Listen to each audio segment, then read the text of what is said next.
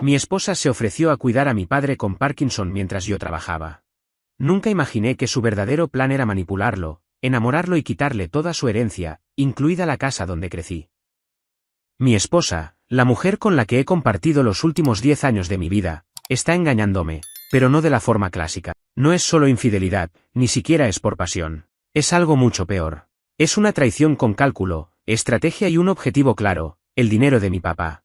Antes de que pienses que soy otro tipo más quejándose de una mala mujer, déjame explicarte cómo llegamos aquí. Tengo 36 años, vivo en las afueras de Charlotte, Carolina del Norte, y me casé hace 10 años con la que creía era la persona más confiable que había conocido. Mi esposa, llamémosla L, era la típica mujer que todos envidiaban, simpática, inteligente, encantadora. Mis amigos la adoraban, mis tías la idolatraban, y mi papá, bueno, mi papá terminó enamorado de ella, de una forma que nunca vi venir. Mi padre ha sido todo para mí desde que mi madre murió de un infarto cuando yo tenía apenas 17 años. Él se encargó de todo, la casa, los estudios, las cuentas. No fue un padre perfecto, pero fue constante, y eso para mí lo era todo. Hace 3 años, le diagnosticaron Parkinson. Al principio fue lento, temblores leves, algo de lentitud. Pero con el tiempo la cosa se volvió pesada. Yo trabajo a tiempo completo, muchas veces desde casa, pero no podía estar al 100% con él todo el día. Fue mi esposa quien dio el paso. Me dijo, si quieres, yo puedo encargarme. Puedo cuidarlo, llevarlo al médico, ayudarle con las medicinas, con la comida. Yo no sabía cómo agradecerle. Pensé, qué suerte tengo de tener a alguien así a mi lado. La rutina se volvió algo normal. Ella pasaba buena parte de sus tardes con mi papá en su casa. Al principio, era simplemente para supervisarlo, acompañarlo, y asegurarse de que tomaba sus medicamentos a tiempo. Pero con los meses, eso se fue alargando. Ella empezó a quedarse más horas allá. Me decía que él necesitaba ayuda extra con los ejercicios de movilidad, con los documentos, con el papeleo médico. Yo, en mi estupidez, no sospechaba nada. Al contrario, sentía que los dos estaban formando un vínculo entrañable. A veces me contaba lo agradecido que estaba papá con ella, que le decía que era como la hija que nunca tuvo. Pero hace unas semanas algo cambió. Noté que él estaba más distante conmigo, fría, evasiva. No quería tener conversaciones largas, no me miraba tanto a los ojos, y sobre todo, evitaba cualquier tipo de contacto físico. Yo no quería sonar paranoico, así que me aguanté. Pero mi instinto me decía que algo estaba mal. Muy mal. Y ese instinto explotó el día que abrí el correo de mi papá para ayudarlo con unos trámites de su seguro. Ahí encontré algo que me hizo quedarme en shock durante minutos, un borrador de testamento. No era el testamento que habíamos hablado años atrás, ese en el que él decía que todo iría para mí porque soy su único hijo. No, este era diferente. En este, mi padre dejaba su casa, la misma donde yo crecí, su camioneta y una cuenta de ahorros con casi $200,000, a nombre de L. Mi esposa. Me quedé helado. Literalmente. No entendía nada. Pensé que tal vez era un error, o que lo había redactado así para que ella lo revisara como testigo o algo. Me sentí un poco culpable por dudar, así que decidí no armar un escándalo, aún. Pero ese día no pude dormir. Me levanté a las 3 de la madrugada y empecé a juntar cabos. Las veces que ella salía tarde de su casa. Las veces que mi papá me decía que no fuera a visitarlo porque ya estaba con compañía. Las llamadas que colgaban cuando yo entraba en la sala. Las miradas raras entre ellos en algunas cenas. Una semana después, mi sospecha se confirmó. Lo supe de la forma más sucia, un mensaje en el celular viejo de mi padre. Él no es bueno con la tecnología y muchas veces no borra cosas. Ahí, entre un montón de cadenas de WhatsApp y recordatorios de pastillas, había un mensaje de voz de ella. Su voz, su tono, su forma de hablar suave, como cuando quería convencerme de algo. Decía cosas como, tienes que firmar el documento antes de que él lo descubra. Confía en mí, es por nuestro futuro. Él nunca entenderá lo que tenemos. Y si lo hace, ya será muy tarde. Lo escuché 3 veces. Me dolía la cabeza. El pecho. Sentí una náusea que no se iba. Me encerré en el baño, con el celular en la mano, y lo único que podía repetir era, ¿qué carajo está pasando? Mi esposa está teniendo algo con mi papá. No sé cómo describir los días que siguieron a esa revelación. Es como vivir una película que no querías ver, una que no elegiste, pero de pronto eres el protagonista atrapado en cada escena absurda. El simple hecho de ver a mi esposa, escuchar su voz, o incluso cruzármela en la cocina, me generaba una mezcla de rabia, dolor y asco. Todo se volvió más claro, más evidente. Era como si al abrir los ojos de verdad por primera vez, todas las piezas del rompecabezas se ordenaran solas. Todo lo que no quería aceptar, todo lo que me parecía sospechoso pero ignoré, ahí estaba, frente a mí. Pero no podía explotar. Todavía no. Si lo hacía sin pruebas, ella podría salirse con la suya, negarlo todo, llorar, hacerme ver como el loco paranoico. Ella tenía experiencia en manipular las emociones, era su especialidad. Así que decidí algo que me costó horrores, actuar como si nada pasara, seguir la rutina, fingir, sonreír, dormir con el enemigo. Pero por dentro, estaba quemándome vivo. Cada noche, cuando ella se metía a la cama conmigo, fingía que estaba dormido. Cada mañana, cuando se servía el café como si nada, yo la observaba en silencio, tratando de memorizar cada uno de sus movimientos, buscando grietas en su mentira. Y créeme, encontré muchas. Primero empecé a revisar sus llamadas, sin que se diera cuenta. No es tan difícil si sabes cómo mirar los registros en línea del proveedor de servicios. No vi llamadas a mi padre directamente, pero sí muchas a un número que reconocí, el número del vecino de mi papá. Un señor mayor que apenas habla con nadie. ¿Para qué estaría llamándolo tantas veces? Y no eran llamadas de segundos. Algunas duraban 10, 20 minutos. Fue ahí donde decidí ir más allá. Contacté al vecino en persona. Le dije que estaba preocupado por mi padre, que últimamente estaba muy reservado y quería saber si él había notado algo raro. Al principio fue esquivo, pero después de un rato, soltó una frase que me hizo hervir la sangre: bueno, no quiero meterme, hijo, pero si yo tuviera una esposa como la tuya, también estaría preocupado. No me dijo más. Me pidió que hablara con mi padre directamente, pero su mirada lo decía todo. Había visto algo, o sabía algo, y no quería ser quien lo dijera en voz alta. Fue entonces cuando decidí enfrentar a mi padre. No directamente, sino de forma sutil. Fui a visitarlo sin avisar. Él le tocó irse apenas llegué, diciendo que tenía una cita en el salón. Mentira, obvio. Me senté con mi viejo en la sala, le preparé un café y hablamos de cosas simples, el clima, el nuevo medicamento, los playoffs de la NBA. Pero entre esos temas, lancé una bomba camuflada. Le pregunté qué pensaba hacer con su casa en el futuro. Él se quedó callado unos segundos, y me respondió algo que casi me quiebra por dentro: estoy pensando en dejarla a alguien que de verdad se preocupe por mí. Así, frío, sin rodeos. Y me miró a los ojos cuando lo dijo. Fue como una puñalada. No supe si quería herirme, o si simplemente se había convencido de que yo ya no era parte de su vida. Le pregunté si se refería a él. No respondió. Solo miró hacia la ventana y cambió de tema. Me sentí derrotado, humillado, pero más que nada, confundido. ¿Cómo alguien puede permitir que la esposa de su propio hijo lo manipule de esa forma? ¿O acaso él estaba enamorado de ella? ¿Había algo físico entre ellos? No quería imaginarlo, pero mi cabeza no me dejaba en paz. Esa noche no dormí. Me quedé en el sofá, viendo viejos vídeos familiares. Mi mamá aparecía en muchos de ellos. Sonreía, cocinaba, se reía con nosotros en la playa. Mi esposa también estaba en algunos, abrazándome, besándome en el cuello. ¿Cómo pasamos de eso a esto? ¿Cómo una familia termina así, hecha trizas? Al día siguiente, empecé a moverme en serio. Hablé con un abogado, le conté lo que sabía y lo que sospechaba. Él me dijo que necesitaba pruebas sólidas si quería impedir que mi padre transfiriera su casa o bienes a nombre de mi esposa. Porque si él firmaba esos papeles estando en su sano juicio, no había forma de revertirlo fácilmente. Y aunque el Parkinson estaba avanzado, aún no había un diagnóstico de deterioro cognitivo. Eso lo complicaba todo. Me sugirió una opción: instalar cámaras en la casa de mi papá.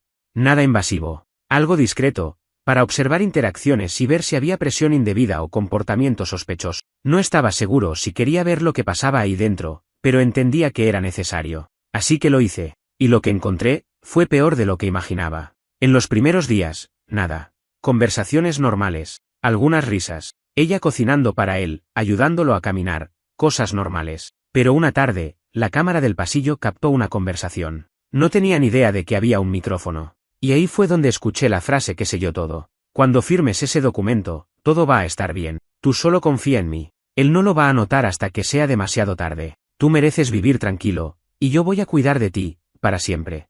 Ese para siempre fue lo que me dio escalofríos, porque no sonaba a ternura, sonaba a control, a manipulación.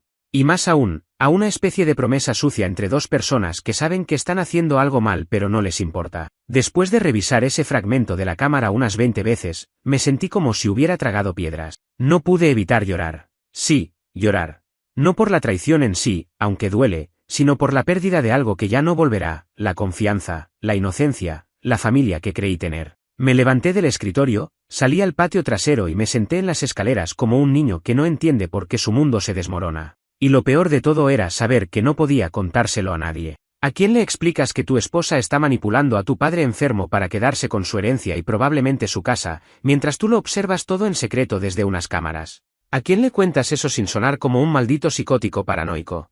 A la mañana siguiente, decidí grabar más. No porque me gustara espiar, sino porque necesitaba protegerme legalmente. Necesitaba pruebas de que ella no solo estaba ayudando a mi padre por buena voluntad. El abogado me había advertido, si no puedes demostrar que hay manipulación, lo van a ver como un simple cambio de testamento legal y válido. Así que esperé. Grabé. Guardé cada archivo como si fueran diamante. La segunda grabación que me partió el alma no fue una conversación, sino un gesto. Ella lo besó. En la frente, sí. Pero después, en la boca. Corto, pero real. Y él no la detuvo. No fue algo torpe. Fue algo íntimo. No sexual, pero sí lleno de una especie de confianza que yo no recordaba ni haber visto en ella conmigo en los últimos meses. Mi estómago se revolvió. Corrí al baño y vomité. Esa noche, dormí en el coche. Él empezó a notar que yo estaba raro. Me preguntaba por qué ya no comía con ella, por qué evitaba el contacto, por qué me iba a dormir tan temprano o tan tarde. Me dijo que parecía distante. Yo fingí cansancio. Le dije que el trabajo estaba absorbiéndome, que necesitaba tiempo. Ella pareció creerlo. O eso fingió también. Unos días después, mientras ella estaba cuidando a mi padre, decidí revisar la casa. Fui sin avisar. Entré por la puerta trasera. Sabía que si la confrontaba directamente, todo se podía ir al carajo antes de estar listo. Solo quería ver, observar, confirmar con mis propios ojos lo que las cámaras ya me estaban mostrando. Y lo confirmé. No estaban abrazados ni besándose.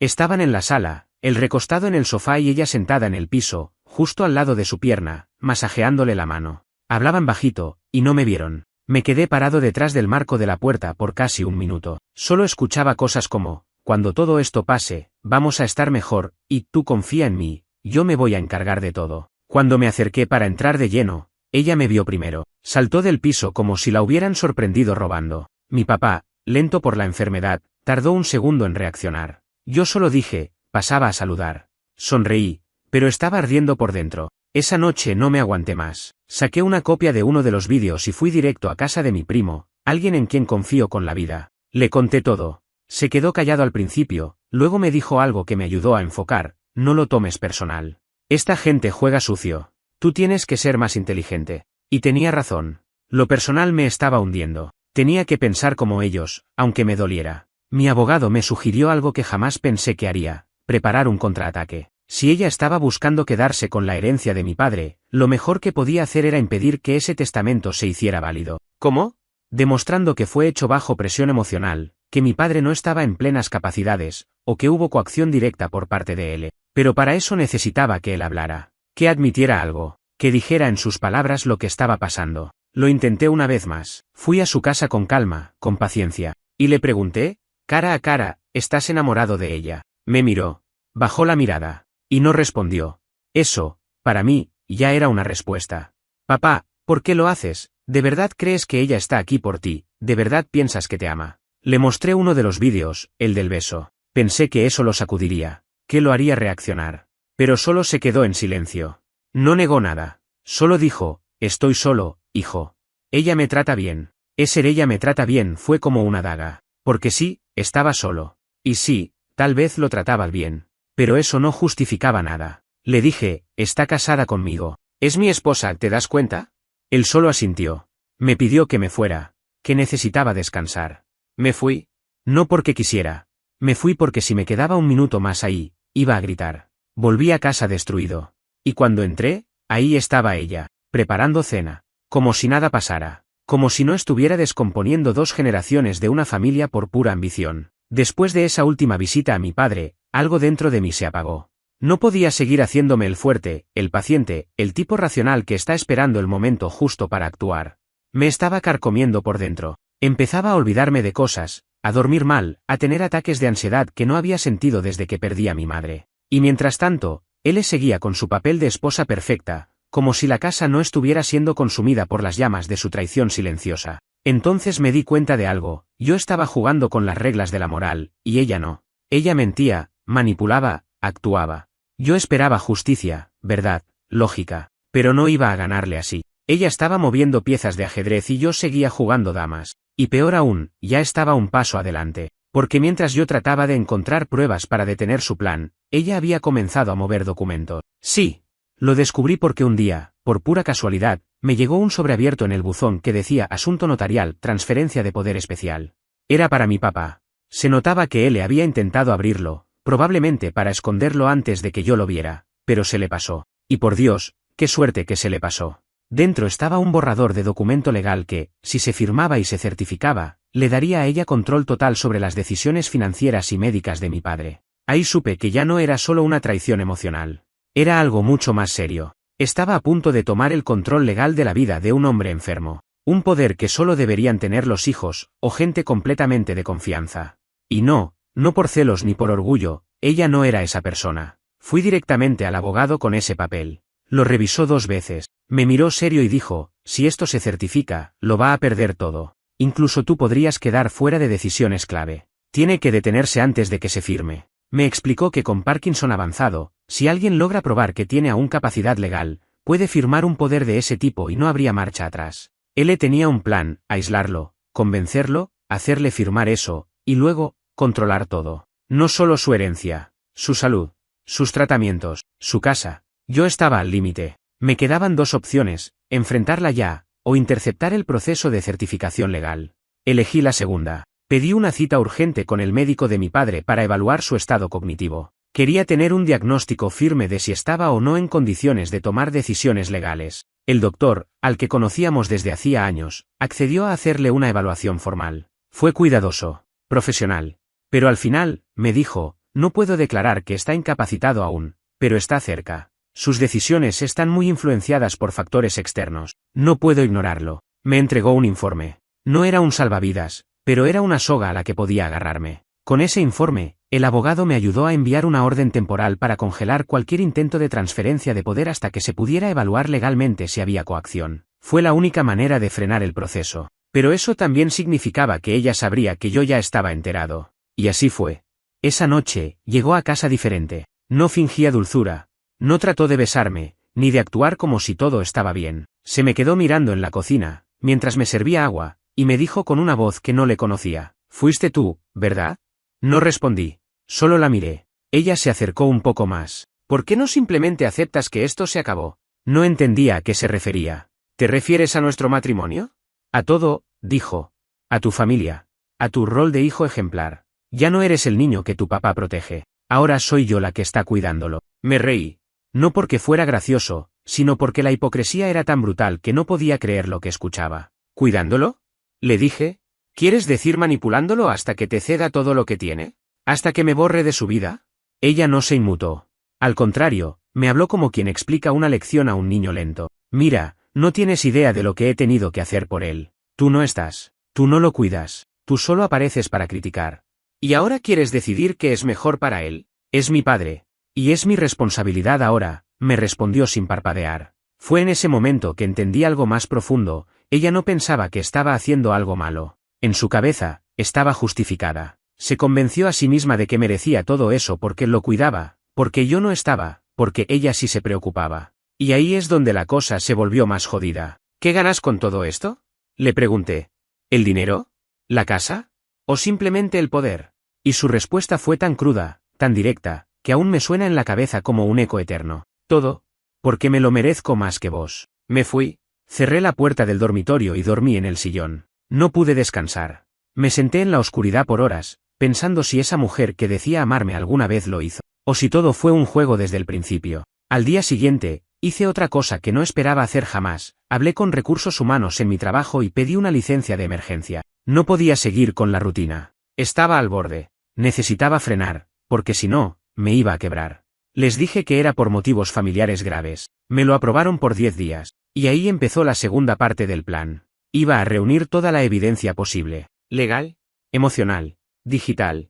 Todo lo que probara que ella estaba usando a mi padre. Que estaba intentando dejarme fuera de todo. Durante los días que estuve de licencia, me convertí en un maldito detective. Me levantaba antes que ella, me acostaba después de que se dormía, revisaba cada rastro digital, cada conversación, cada archivo olvidado. No estaba obsesionado con su traición como esposo, estaba obsesionado con el hecho de que estaba destruyendo a mi padre, y que lo estaba haciendo con frialdad quirúrgica. Era como si se hubiera puesto una máscara para cada ocasión: hija, esposa, cuidadora, víctima. Todas bien armadas, todas funcionando para manipular a cada persona alrededor. Primero fui a lo básico, su laptop. Ella no era muy cuidadosa con las contraseñas, siempre usaba combinaciones de nuestros nombres o el cumpleaños de alguien. Y acerté. La laptop estaba abierta. Empecé a revisar sin hacer mucho ruido. En su carpeta de documentos encontré varios archivos PDF de borradores de testamentos, documentos legales, formularios bancarios, pero lo que me hizo sudar frío fue una hoja de Excel. Tenía una tabla con las propiedades de mi papá, su valor estimado, y al lado, anotaciones, análisis, comentarios como ver posibilidad de traslado, consultar abogado sobre titularidad compartida, evaluar estado cognitivo antes de firmar, y lo peor de todos, esperar semanas clave, bajón emocional igual a momento ideal. Eso no era una esposa preocupada. Era una ejecutiva armando una operación de adquisición de activos. Mi padre no era su familia, era su objetivo. Copié todo, la laptop, el disco duro, sus correos. Armé una carpeta digital con respaldos y se la envié al abogado. Me respondió con un mensaje corto pero que me dijo todo: con esto tenemos con qué pelear. Vamos a frenar todo legalmente. Pero aún había una parte que no encajaba, cómo había empezado todo. Cómo había pasado de cuidar a mi padre como un favor, a planear quedarse con todo lo que él tenía. ¿Fue una evolución o fue todo premeditado? Necesitaba respuestas. Así que hice algo que no me enorgullece, pero era necesario. Revisé su viejo celular que aún guardaba en el cajón de su mesa de noche. Tenía chats antiguos, muchos borrados, pero algunos aún disponibles. Entre ellos, uno con su mejor amiga. Ese chat fue como abrir la caja de Pandora. Las primeras semanas después de que mi padre empezó a necesitar atención más constante, ella le contaba a su amiga que no podía con todo, que el viejo se ponía muy denso, que esto no es lo que firmé cuando me casé. Hasta ahí, nada fuera de lo común. Pero luego los mensajes cambiaron de tono. Un día escribió: hoy me dijo que confía más en mí que en su hijo, ¿puedes creerlo? Y unas semanas después, me preguntó si lo acompañaría a firmar unos papeles. Me está dando entrada sin que se dé cuenta. Mi nombre apenas aparecía. Yo era un obstáculo, no una pareja. Una presencia incómoda que solo servía para completar la fachada. En uno de los últimos mensajes le escribió a su amiga: si esto sale bien, me quedo con la casa, la cuenta y el control de decisiones. Y si se llega a enterar, ya será tarde. No, no fue una evolución, fue un plan. Uno bien pensado. Uno que empezó desde el primer día en que aceptó cuidar a mi padre. No por amor. No por compasión. Por oportunidad. Decidí entonces que era hora de armarme bien. Fui con el abogado, le entregué todo el material. Él me explicó que lo ideal era ir por dos frentes: el legal, para detener cualquier tipo de traspaso, y el familiar, para recuperar a mi padre de su influencia. Lo primero estaba encaminado. Lo segundo, era lo más difícil. Mi papá ya no confiaba en mí. No como antes. Le habían llenado la cabeza con ideas. Me veía como el hijo que lo abandonó, que no quería encargarse de él, que solo aparecía para discutir. Me dolía. Mucho. Pero tenía que recuperarlo. Y eso no se hace con discurso, se hace con acciones. Así que volví a estar presente. Empecé a ir todos los días, sin avisar. A llevarle comida, a ayudarlo con sus ejercicios. No hablaba de él, no mencionaba nada. Solo lo cuidaba. Como antes. Como cuando mamá murió y los dos quedamos rotos y tuvimos que apoyarnos mutuamente. Al principio me miraba con desconfianza. Como si pensara que yo estaba fingiendo. Pero con los días, bajó la guardia. Empezó a sonreír de nuevo. A contarme historias del pasado. A recordar cosas que creía olvidadas. Una tarde, mientras le ayudaba a ponerse los zapatos, me dijo: tú eras un buen hijo, no sé qué pasó entre nosotros. Y yo, con un nudo en la garganta, le respondí: todavía lo soy. Solo que alguien se encargó de que pensaras lo contrario. Me miró en silencio. No dijo nada más, pero fue suficiente. Había una grieta, una rendija. Y por ahí iba a entrar para sacarlo de donde lo habían hundido. Pero esa reconexión no pasó desapercibida. Él se dio cuenta. Empezó a tensarse, a hacer más visitas sorpresivas, a decirle a mi padre que yo solo estaba jugando el papel de buen hijo porque me sentía amenazado. Y lo peor es que ella sabía que estaba perdiendo el control, y una persona como ella, cuando pierde el control, se vuelve peligrosa. Una noche, discutimos. No fue como las otras veces. Esta vez gritó. Me insultó. Me dijo que estaba arruinando todo, que yo no sabía lo que era el sacrificio. Que mientras ella cargaba con mi padre día a día, yo vivía tranquilo sin mover un dedo. Le dije que lo único que había movido ella eran las escrituras. Se quedó en silencio. Ahí entendió que lo sabía todo. Me miró con odio. Crudo.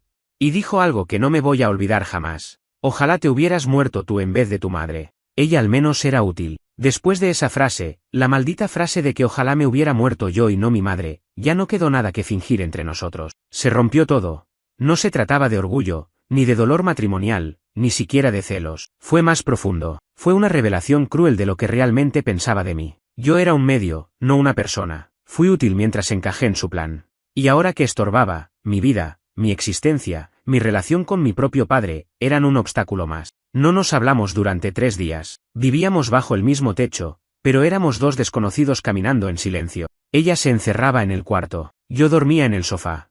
A veces pensaba que ya no podía sorprenderme más, pero me equivocaba. Siempre había una capa más de podredumbre. Una noche, estaba viendo la televisión sin prestar atención cuando escuché su voz hablando en el porche. Me levanté, miré por la ventana lateral.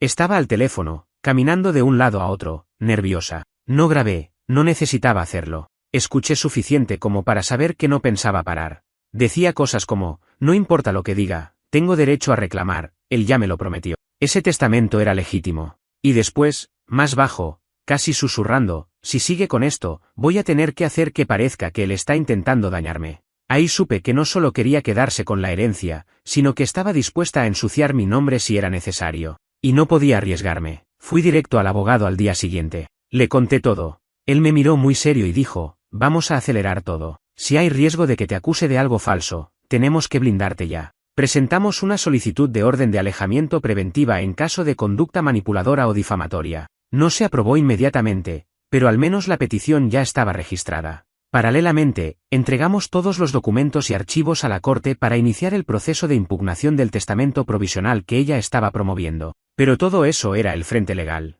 El emocional seguía siendo una guerra. Mi padre empezó a hacer preguntas, no abiertamente, pero en tono de duda. Me preguntaba si yo había estado revisando cosas o si tenía problemas con él. Alguien, obviamente ella, le estaba sembrando ideas. Afortunadamente, mi esfuerzo por recuperar su confianza empezaba a hacerle ruido. Ya no aceptaba todo tan fácil. Me pidió que le hablara con sinceridad. Y lo hice. Por primera vez desde que todo comenzó, me senté con él, en su casa, solo los dos. Le hablé como cuando era niño y me explicaba que no todo lo que brilla es oro. Le mostré partes de las grabaciones, los archivos, los chats. Le mostré cómo ella había convertido su enfermedad en una inversión a futuro. Le pregunté, con voz quebrada, ¿de verdad pensás que esto es amor, papá? No lloró. Mi padre no es de los que lloran. Pero se quedó callado por minutos. Cuando habló, dijo algo que me dejó frío. Quería creer que no estaba solo. No porque no te tenga a vos, sino porque me sentía invisible. Tu madre se fue. Vos creciste. Yo me quedé. Y cuando ella llegó, pensé que alguien volvía a verme. Eso me rompió. No por lo que decía de ella, sino por lo que decía de él. Estaba hablando como un hombre derrotado, un hombre que encontró una ilusión y la abrazó con fuerza, aunque fuera una mentira. Le prometí que no lo iba a dejar solo, que no necesitaba mentiras para tener compañía, que me había equivocado al desaparecer un tiempo, pero que ahora iba a estar. Me dijo que necesitaba tiempo para pensar, que todo eso era mucho para procesar. Y lo entendí. Pero le pedí algo, que no firmara ningún documento más, que, si de verdad confiaba en mí como su hijo, me diera ese voto. Aceptó. Pero esa conversación tuvo un precio. Él se dio cuenta. Lo notó en su actitud. Mi padre ya no le abría la puerta con la misma sonrisa. Ya no le hablaba tanto. Y ahí fue cuando ella hizo lo que siempre hacen las personas que están perdiendo el control. Se desesperó. Una mañana, encontré una denuncia en mi contra en la puerta. Aparentemente anónima, pero enviada directamente al trabajo. Me acusaban de maltrato psicológico hacia mi esposa y negligencia con mi padre. El escrito estaba mal redactado, lleno de inconsistencia, pero estaba ahí. Era su aviso, su disparo de advertencia, su forma de decir, si me querés sacar, te vas a venir conmigo. La llevé al abogado. Me dijo que ya era hora, que no podía seguir esperando, que tenía que sacarla legalmente de la casa. Comenzamos el trámite para la separación inmediata por motivos de conducta fraudulenta, y pedimos una orden judicial para que dejara el domicilio mientras se investigaban los documentos. Cuando le llegó la notificación, no gritó. No hizo escándalo, solo me miró, y con una frialdad que nunca le conocí, dijo, ya está. Perdiste. Puede que me saques de esta casa, pero no vas a impedir lo que ya sembré. No sabía a qué se refería exactamente. No me importaba. Yo solo quería que se fuera. Que su sombra dejara de ensuciar cada rincón de mi vida. Esa noche hizo las maletas. Lloró en silencio, como si de verdad estuviera dolida. Pero no me engañó. No era tristeza.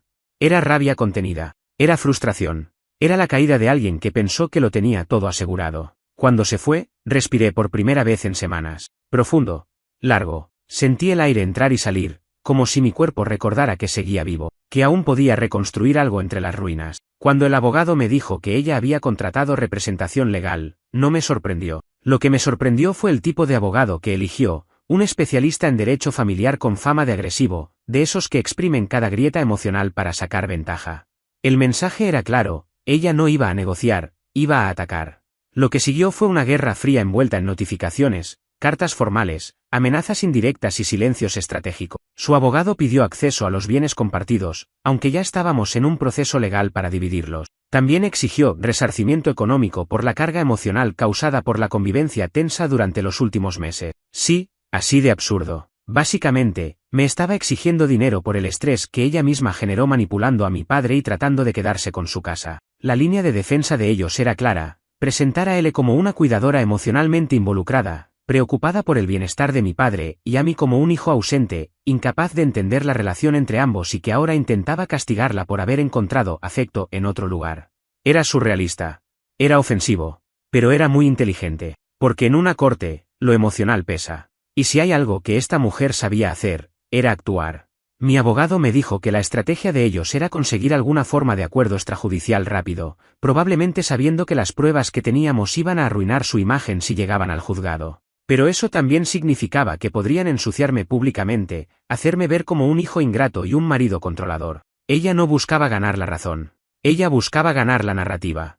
Y por si fuera poco, había otro frente abierto, mi padre. Desde que él se fue de la casa, él estaba confundido. No tanto porque la extrañara, sino porque se sentía culpable. No sabía que todo eso pasaba detrás de mí, me dijo una noche mientras cenábamos. Solo quería sentirme acompañado. Me dolía oírlo. No por lo que decía de ella, sino por la tristeza con la que hablaba de sí mismo. Como si su soledad justificara haber bajado la guardia al punto de entregarle su futuro a una mujer que en el fondo, nunca lo quiso realmente. Traté de hacerle entender que no era su culpa. Que esto le podía pasar a cualquiera. Que él era experta en eso. En hacerte sentir visto, importante, necesario, hasta que ya no lo eras. Pero aún así, su autoestima estaba destruida. Se sentía traicionado por ella, y al mismo tiempo, avergonzado frente a mí. Y eso, por extraño que parezca, nos volvió a unir. Él ya no la defendía. No intentaba justificar nada. Solo me pedía que no lo dejara solo en todo esto. Le prometí que no lo haría. Pero mientras intentábamos recomponer algo entre nosotros, del lado de ella las cosas seguían moviéndose. Empezó a aparecer en redes sociales publicando indirectas frases sobre ser traicionada por quienes uno más ama, luchar contra hombres que no soportan mujeres fuertes, y todo ese repertorio pasivo-agresivo de quien quiere victimizarse sin contar los detalles. Amigos en común me escribían preguntándome qué había pasado. Yo solo decía que estábamos pasando por un proceso legal delicado y que prefería no hablar del tema. Algunos lo entendieron. Otros, claramente, ya habían comprado su versión. Entonces hice algo que me costó, pero era necesario. Preparé un informe cronológico con fechas, pruebas, documentos y capturas. No lo publiqué en redes, claro. No quería que esto se volviera una batalla pública, pero lo compartí con las personas más cercanas que empezaban a mirar con duda. Familia, colegas de confianza, amigos de toda la vida. No para humillarla, sino para protegerme. Para dejar claro que yo no era el monstruo que ella quería pintar. Una semana después, recibimos la citación para la primera audiencia. Iba a ser una mediación. Un intento de llegar a un acuerdo antes de que todo fuera a juicio. Nos presentaron una sala neutral. Ella llegó acompañada de su abogado y con una actitud que parecía sacada de un guión, frágil, contenida, con una expresión mezcla de dolor y dignidad fingida. Ni me miró. El mediador abrió la reunión explicando que ambos teníamos derecho a hablar.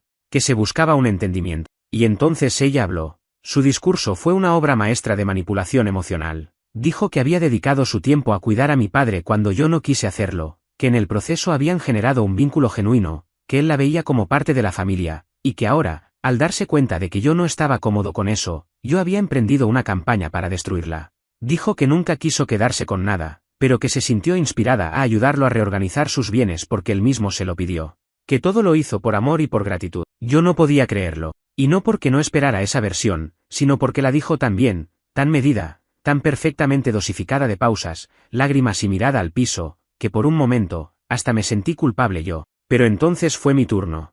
Y lo que hice no fue hablar de mí, fue mostrarla a ella. Le pasé al mediador los documentos, los vídeos, los chats. Le pedí a mi abogado que leyera parte del archivo donde ella evaluaba el estado emocional de mi padre como semana ideal para firmar. Fue entonces cuando su cara cambió. No la de ella sabía que eso venía, sino la del mediador. Y también la de su abogado, que hasta ese momento venía con sonrisa profesional y confiada. Ahí se le congeló el rostro. Después de revisar las pruebas, la reunión terminó abruptamente. El abogado de ella pidió un receso para hablar en privado. Salieron de la sala. 10 minutos después, regresaron. Y su abogado dijo: mi representada estaría dispuesta a abandonar cualquier reclamo sobre bienes y propiedades a cambio de un acuerdo de confidencialidad.